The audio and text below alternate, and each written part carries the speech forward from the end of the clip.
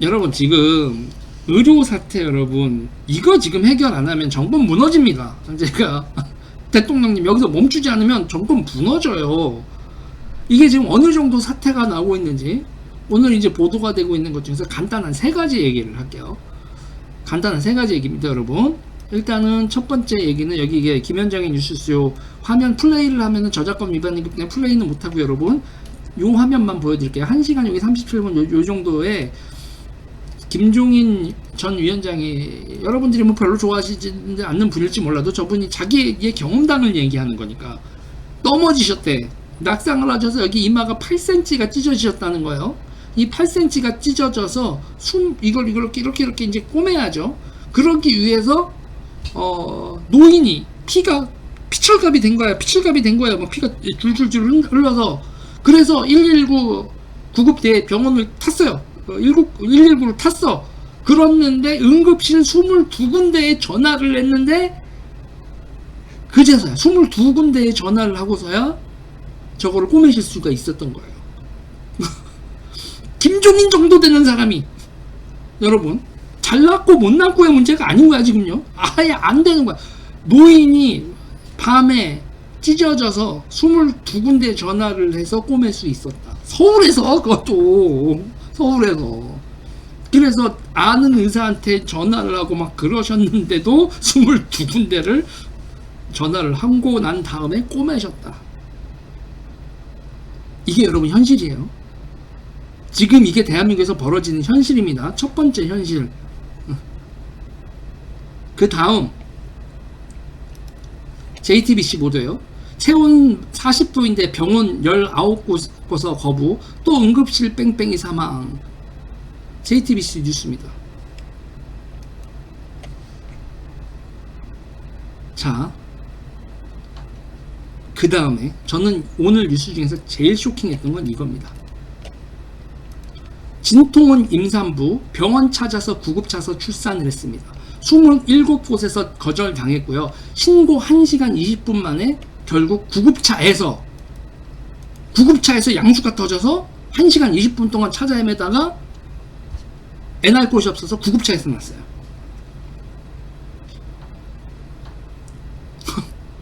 애를 구급차에서 낳았다고요. 자, 근데 이게 여러분 이게 제가 더 심각하게 보는 건 이게 음성이에요, 여러분. 장소가 충북 음성이고요. 충북 음성이면 여러분 어디가 있어요? 충북대 병원이 있잖아요. 충북대 병원이 하필이면 일주일에 한 번씩 응급실 닫는 그날 벌어진 일이에요. 의사 선생님들이 다 때려치고 나가서 그 전공의도 나가, 교수님들도 빠져나가. 그래서 응급실이 문을 닫은 충북대 권역에 있는 충북대 병원의 권역에 있는 음성에서 발생한 일이에요.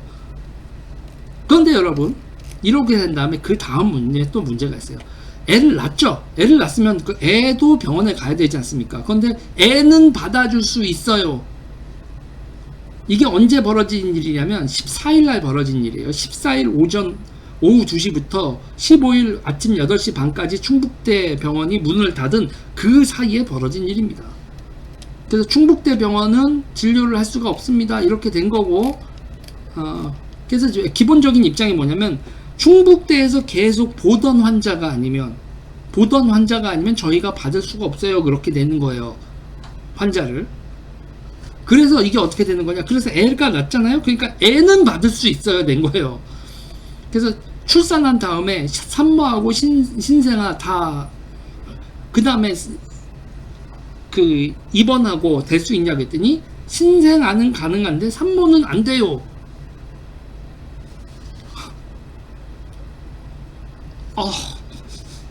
말이 안 되는 거잖아요.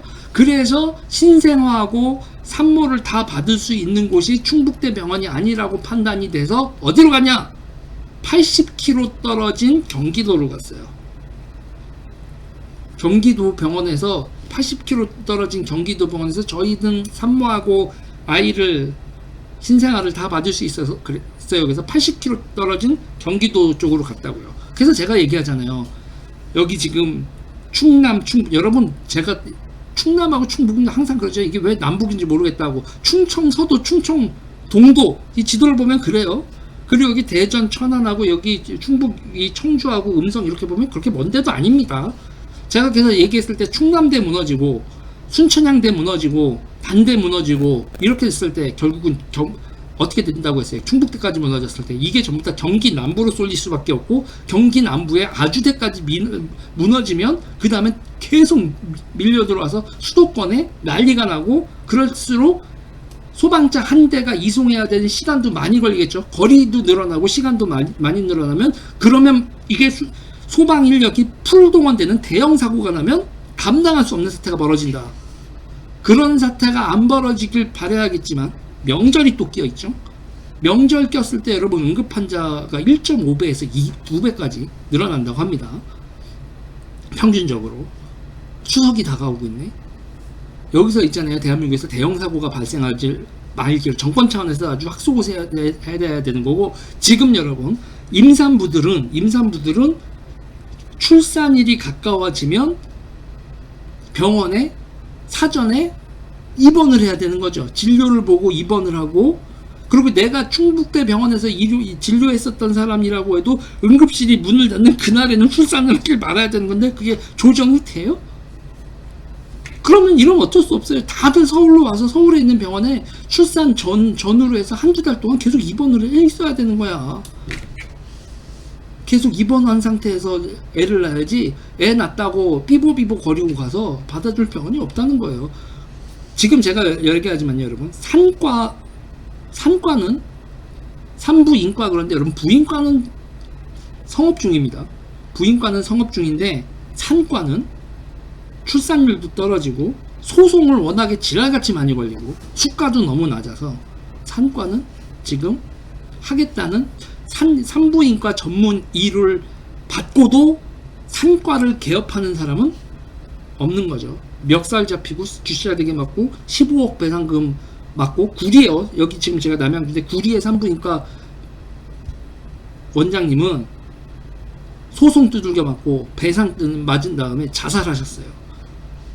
산과 의사가 소송 맞고 그냥 그것도 아니라 물어내 그러면서 거기 병원 그 대기실 있잖아요. 환자 대기실 앉아가지고 그 환자 가족이 계속 난리를 친 거예요. 원장 나오라 그래. 그러면 그런 병원에 여러분들 환자가 가요? 안 가죠. 환자가 안 가지 않습니까? 환자들이 대기실에서 분위기가 그런데 거기 있겠냐고요. 환자들 줄어들지, 저기서 사람이 죽었대 소문 이상하게 나지, 그러면서 동네 사람들도 안 가지, 그리고 법원에서 배상하라고 두들겨 맞지, 그리고 자살하지. 그럼 여러분 어떤 일이 벌어지겠어요? 이게 의사사회에 쭉 퍼지죠. 의사사회에서 다 전파가 된다고요. 이대 목동병원에서 소아응급 전부 다 쇠고랑 찼다가 무죄 나왔죠. 그러고 나서 이제 구리에서도 그런 일 벌어졌지. 산과는 하면 안 되는 거구나라는 시그널을 줬죠. 의사 두들겨 패고 욕할 때는 다들 신났지. 결과는요, 이게 우리 공동체가 원하던 결과예요? 그리고 지금 상태에서도 의사들 몇 가지 잡고 해봐. 그러면 여러분이 생각해 보세요. 여러분 본인, 여러분 자식 곰곰이 생각을 해보시라고요. 의대를 갔어, 내가 의사야 라고 사고 실험을 해보란 말이에요. 우리나라 사람들이 역지사지라든지 사고 실험을 너무 못하던데, 제가 요새. 여러분 같으면 하겠냐고. 산과 말고 딴 것도 할 수 있어. 레이저 시술을 할 수도 있고, 어린애들 그거 있잖아요. 애들 그 청소년 클리닉, 여러분 그 애들 성장기 애들 클리닉이 요새 대박이 났어. 그러니까 우리가 그게 비급여잖아요. 애들이 뭐 성장기에 이래요. 키를 더 키울 수 있으려면 여기서 영양분을 해야 돼요. 정서적으로 뭐를 해야 돼요. 그래서 무슨 클리닉이라고 열면 애들 서로끼리 병원인지 애들 노닥거리는 데인지 모를 정도로 애들 바글바글 거리잖아요. 여긴 그렇거든요. 여기는 신생아가 많은 이 남양주 동네라서. 그런데 해도 되지. 산과를 하겠냐고, 여러분이 같으면. 이게 이래놓고서 또 의사 때려잡겠다고 나오면, 전문의를 지금 산부인과 전문의가 없어서 산과를 안 하는 게 아니라고. 전문의가 부족해서 산과 영업을 하는 병원이 없는 게 아니란 말이에요. 그러면 그렇게 영업을 할 수 있게 영업 조건을 만들어줘야죠. 그래서 제가 누누이 얘기를 하지만 리스크를 낮춰야 된다고요. 사법, 민사, 사법적 민사, 형사 리스크 낮춰야 된다고요. 의료사고 특례로 해서 의사를 형사처벌하는 거에 대해서 면책을 해주지 않으면 의사는 수술을 안 해요. 안 한다고요. 피한다고, 회피한다고요. 지금 흉부외과 심장 수술할 수 있는 분 한 명, 지금 아산병원 한 분 돌아가시고 또 어디 돌아가시고 그랬을 때고 뭐 의사 한 명 죽었나 뭐 이게 아닌 게 대한민국에 이제 심장 수술할 수 있는 의사가 뚝뚝뚝뚝 줄어들고 있어요. 대기 기간 길어지고 있고 해외에 나가야 되는 상황이 벌어지고 있고, 그리고 산부인과는 상과는 이렇게 지방에서부터 붕괴하고 있고 어쩌자는 거죠? 대한민국, 저는 이거는 정치권도 정치권인데 대한민국 국민들한테도 물어보고 싶은 거예요. 이게 어쩌자는 거야? 이런 일이 벌어지고 있으니 또 의사 족치면 돼요? 지금 저는 이거로 있어서 이 스트레스에서 지금 가장 크게 스트레스 받고 있는 직군이 결국 저는 또 소방분들이라고 생각하거든요. 소방에서 구급차 하시는 분들도 얼마나 열이 받겠어. 근데 여러분들 소방 구급 그리고 소방 노조도 잘 생각하셔야 됩니다. 의사 새끼들이라고 여러분들이 소방 쪽에서 욕을 하면서 성명서를 내고 비판하기 시작하잖아요. 그럼 여러분들 업무는 더 힘들어질 겁니다. 의사와 어떻게 협업관계를 맺어야 되는지에 대해서 여러분들도 현장에서 의사들의 여러분들의 소방분들의 고충도 고충인데 의사들의 고충도 생각은 해보셔야 돼요. 의사들은 왜 저러지 않을까라고 해야지, 거기서 현장에서 의사들 처벌해주세요 그래야 됩니다라고 소방노조 같은 데서 메시지를 내는 건, 그러면 여러분들 일도 더 힘들어지는 거예요. 소방 여러분들 더 일 힘들어지는 거고요. 그리고 또 하나, 국민 여러분들도 개피 보는 거고요. 정치인들도 개피 보는 거다. 저는 그래서 이걸 뭐라고 부르나, 그래서 문화 대혁명이라고 하면 거부감들이 있더라고요. 그래서 그래, 문화 소혁명쯤 되나 보다. 문화 소혁명. 의사 멍석마리하고 전문가 멍석마리 했더니 전문가가 없어졌네. 전문가가 없어졌어.